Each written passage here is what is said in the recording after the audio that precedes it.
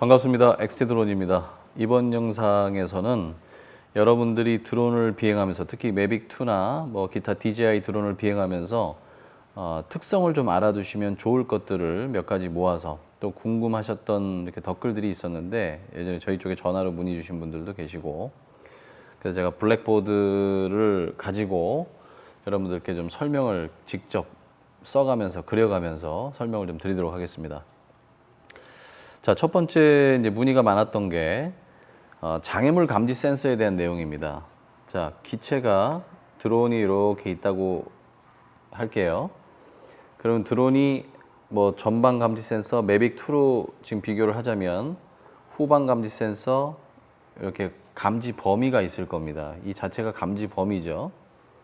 전방과 후방. 그런데 기체가 빨라질수록 감지가 안 되죠. 스포츠 모드에서는 당연히 안 되고 그 이유는 간단합니다. 기체가 앞으로 전진을 하려면 이렇게 기울어지게 되죠. 기울어지면서 날아가게 되죠. 그럼 사실 감지 범위가 이렇게 바뀌는 거죠. 이렇게 바뀌어 버리면 이곳과 이곳은 당연히 감지가 안 되는 범위 안에 또 들어가게 되는 겁니다. 그러니까 사실은 날아가는 쪽은 전진과 후진이 이쪽 방향이기 때문에 장애물 감지가 안 되고 추돌할 수 있는 그런 상황인 거죠. 그래서 스포츠 모드를 놓으시게 되면은 장애물 감지 센서는 완전히 오프된다고 보시면 되고 또 이런 경우가 있습니다. 나무를 예를 들었을 때도 좀 애매한 부분이지만 물론 감지를 하는 경우도 있습니다만 나무가 막 이렇게 나와 있어 가지고 이거 자체가 하나의 군집을 이루고 있으면 이것은 장애물로 인식을 하는데 그렇지 않고 그냥 나무 가지 자체가 이렇게 하나 뭐 이런 식으로 나와 있는 것들 이런 것들은 인식을 못할 가능성이 되게 높습니다. 특히나 기체가 전방으로 날아가는데 뭐 태양을 마주 보고 있다든가 또는 빛이 부족한다든가 밤이라든가 이런 경우에는 인식을 못하는 경우가 많으니까 장애물 감지 센서를 100% 믿지 마시고 안전하게 수동으로 좀 비행하는 연습을 하셨으면 좋겠습니다. 자, 그리고 두 번째 시그널 로스트, 그러니까 조종기하고 신호가 끊어졌을 때 기체가 자동적으로 돌아오게 한다는 것을 우리가 보통 RTH라고 하죠. RTH라고 합니다. RTH가 Return to Home의 약자죠. 자동 귀환 모드인데 자동 귀환 모드 시에 그 고도를 정해주는 게 있어요. Return to Home Altitude라고 그래서 자, 예를 들어 볼게요. 이 밑에가 홈 포인트입니다. 여기서 기체가 이륙을 해서 드론이 이륙을 해서 제가 좀 발그림이라서 제가 이렇게 라운드지게 돌아서 이렇게 비행을 했다고 칠게요. 드론이 여기 있다. 그럼 이 상황에서 돌아오라고 명령을 하면 기체가 이 방향으로 이렇게 돌아올까요? 대부분은 이렇게 돌아오지 않고 홈 포인트로 처음 찍혀 있던 이 GPS 상에 이륙했던 위치를 기준으로 직선 거리로 옵니다. 직선 거리로. 가장 빠른 거리로 온다는 거죠. 그래서 보통 우리가 예를 들어서 30m로 비행을 했다고 칠게요. 30m로 비행을 했었는데 직선으로 오다 보니까 이 앞에 건물이 하나 있는데 이 건물이 50m라고 쳐봅시다. 그러면 불필요하게 물론 오다가 장애물 감지가 되는 경우에는 뭐 피해가기도 하고 뭐 넘어가기도 하고 멈추기도 하겠지만 일련의 어떤 불편한 하나의 장애물을 만나게 되는 거니까 그래서 우리 그 DJI 고의 기체 메뉴에 보시면 Return to Home Altitude라는 게 있습니다. 돌아올 때 고도를 정하는 거. 그것을 만약에 내가 주변 장애물을 보고 세팅을 하시면 되는데 만약에 60m로 세팅을 했다고 볼게요. 그러면 드론이 30m 높이에 떠 있다고 칠게요. 지상에서 30m 높이에 떴다고 치고 직선 고도로 오다 보니까 여기에 50m짜리 건물이 있는 거죠. 그런데 우리는 RTH를 할 때 리턴 투 홈으로 돌아올 때 60m로 떠서 오라고 했기 때문에 기체가 수직선상으로 온다 하더라도 다시 30m를 떠서 60m를 맞추고 이 위에서 장애물을 피해서 바로 다이렉트로 갈 수 있다는 얘기입니다. 그래서 리턴 투 홈 엘티튜드는 비행 시마다 그러니까 비행을 하러 갔을 때 주변 장애물들을 잘 보고 여기에서 수직으로 돌아오게 되면 어떤 건물들이나 어떤 장애물과 마주칠 어떤 상황이 발생하겠다라고 생각하면 리턴 투 홈 고도를 어느 정도 맞춰주시면 됩니다. 단 너무 높게 잡진 않습니다. 일단 대한민국 영공에 아시죠? 150m 이상 날으면 안 되고, 특히 대부분 RTH로 돌아올 때가 배터리가 없을 때 주로 돌아옵니다. 그렇기 때문에 너무 높여놓으면 올라가다가 배터리를 다 써버리는 상황이 되니까 이 점도 주의하셔야 됩니다. 자, 그리고 아까 제가 시그널 로스트 설명드리다가 잠깐 다른 걸로 RTH로 넘어갔는데, 자, 조종기하고 신호가 끊어진 상황에서, 자, 조종기가 이렇게 있고 드론이 있다고 칠게요. 자, 두 가지 신호가 서로 왔다 갔다 합니다. 우리 DJI 고에도 나와 있죠? 하나는 조종기 모양의 신호, 그리고 HD라고 하는 신호, 두 가지가 있죠. HD는 어차피 영상 신호지 않습니까? 그런데 주로 영상 신호가 먼저 끊어져요, 얘가. 즉, 내가 조금 멀리 보내본다고 한 1km를 보냈어요. 1km를 보냈는데 영상이 나갔어요. 그러면 사람들은 나는 영상이 신호가 RC 시그널 로스트, 조종기하고 신호가 끊어지면 돌아오라고 했으니까 알아서 돌아오겠지 하고 기다리는데 안 돌아와. 그 이유는 송수신 신호가 안 끊어졌다는 얘기입니다. 예, 조종기 신호가 안 끊어졌다는 얘기죠.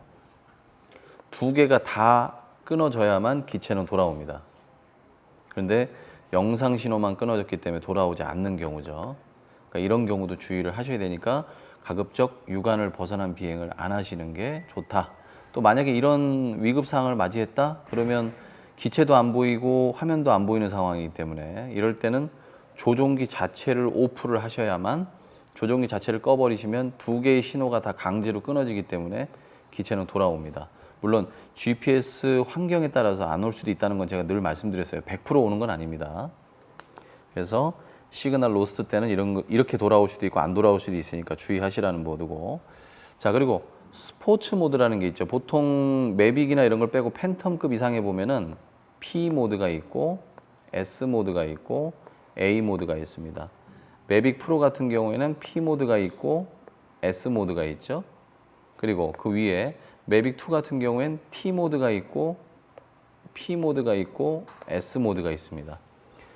자, 이 P 모드는 포지셔닝, GPS, 우리가 항상 날릴 때 쓰는 GPS 모드고, S는 스포츠 모드, 그리고 A는 at 모드라고 합니다. at 모드라 그래서 GPS를 잡지 않는 모드, 수동 모드나 마찬가지예요.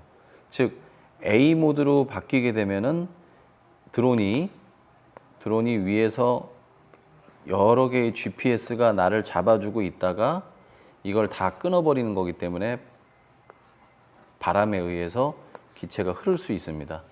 즉 기체가 이륙을 하면서 똑바로 이륙하지 않고 기체가 막 이렇게 흘러가지고 벽에 부딪혔다고 하시는 분들 보면은 아직 GPS 수신율이 완벽하게 안 잡힌 상태에서 at 상태에서 비행을 했다는 거죠.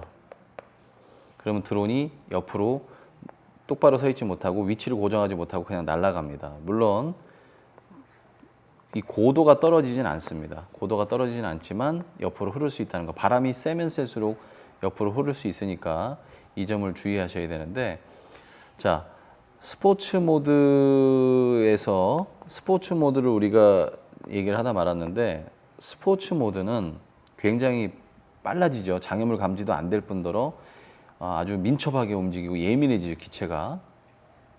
그런데 스포츠 모드를 궁극적으로 쓰는 이유는 빠르게 이동을 하거나 액티베이트한 어떤 영상들을 찍기 위해서도 쓰기는 씁니다만, 주로 많이 쓰는 기능들을 일반 사용자가 잘 모르시는 기능들은 드론을 비행을 하다가 앞으로 보냈는데 돌아올 때 맞바람을 맞는 경우가 있습니다. 돌아올 때. 그 경우에는 드론이 원래 장애물 감지 센서도 켜 있는 데다가 GPS 모드에다가 스피드가 나질 않으니까 바람 때문에 못 오는 현상이 생깁니다. 그렇죠? 왜냐하면 드론은 이 상태에서 각도를 기울일수록 빨라지는 거거든요. 그렇죠? 여기에서 맞바람하고 여기에서 맞바람은 다릅니다. 즉 맞바람으로 드론이 못 오는 상황이 생기면 더 이상 고민하지 마시고 P 모드에서 바로 스포츠 모드로 전환하셔서 기체가 이 정도 기울어서 빠른 속도로 맞바람을 맞더라도 올 수 있도록 조치를 하시는 것이 좋습니다. 스포츠 모드는 그럴 때도 많이 이용을 합니다. 근데 이제 생각이 안 나고 그때 막 급하니까 다른 것들을 조정하시게 되는데 가급적이면 스포츠 모드로 이럴 때 맞바람을 이기는 방법도 하나의 팁입니다. 자, 그리고 배터리에 대한 부분입니다. 우리 배터리는 인텔리전트 배터리이기 때문에 배터리 자체가 뭐 충전 횟수라든가 날아간 거리 대비해서 사용자에게 돌아갈 시점을 알려준다든가 여러 가지 뭐 리미트를 건다든가 이런 기능들을 해주는데 온도 표시도 해주고요. 자, 쓰던 배터리는 가급적 다시 쓰지 않는 것이 좋습니다. 그러니까 예를 들면 배터리의 게이지를 이렇게 한번 보죠. 배터리가 여기가 100%고 여기가 0%라고 하는데 여기가 0인데 여기가 10% 구간 그리고 30% 구간 여기가 하프 이렇게 봤을 때 자, 배터리를 쓰다가 내가 50%를 쓰고 나머지 50%만 남았다고 칠게요. 50%가 남았는데 자, 30%가 되면은 배터리 부족 경고를 알려주고 물론 25%도 있고 여러 가지가 있습니다만 10%가 되면은 크리티컬 로우 배터리라 그래서 10%가 남으면 더 이상 비행하지 않고 그냥 기체가 랜딩을 해버립니다. 그런 구간이죠. 그런데 배터리가 남은 게 아까워가지고 다시 중간에 이 배터리를 한 50% 남은 배터리를 꽂았을 때는 절대로 급격하게 기동을 하시면 안 됩니다. 왜? 50% 남아서 일단 이륙을 하면은 막 한 45% 정도까지 떨어질 거예요. 그런데 내가 급격하게 스틱을 기동을 해버리시면 전압이 갑자기 확 떨어집니다. 확 떨어졌다가 복구돼요. 즉, 전압이 떨어지다가 크리티컬 구간을 터치를 하고 와버리면 복원이 된다 하더라도 어떻게 된다?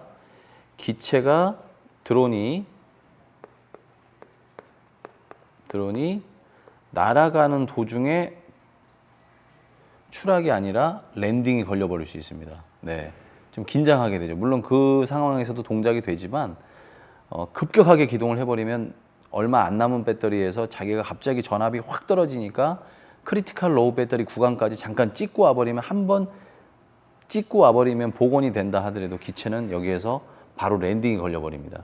그래서 여기가 밑에가 물이라고 한다면 좀 당황하는 상황이 생기겠죠. 그래서 가급적 한 번 꽂은 배터리는 끝까지 쓰든지 중간에 뺀 배터리는 가급적 쓰지 않는 것이 좋고 만약에 써야 되는 상황이라면 한 50에서 60% 정도의 기동을 해주셔야 됩니다. 100%로 기동하시면 좀 문제가 될 수 있다는 거. 제가 실제로 겪었었던 일이기 때문에 이 부분들을 주의를 해주시는 게 좋습니다. 그래서 오늘은 좀 간단한 좀 팁에 대해서 알려드렸고요.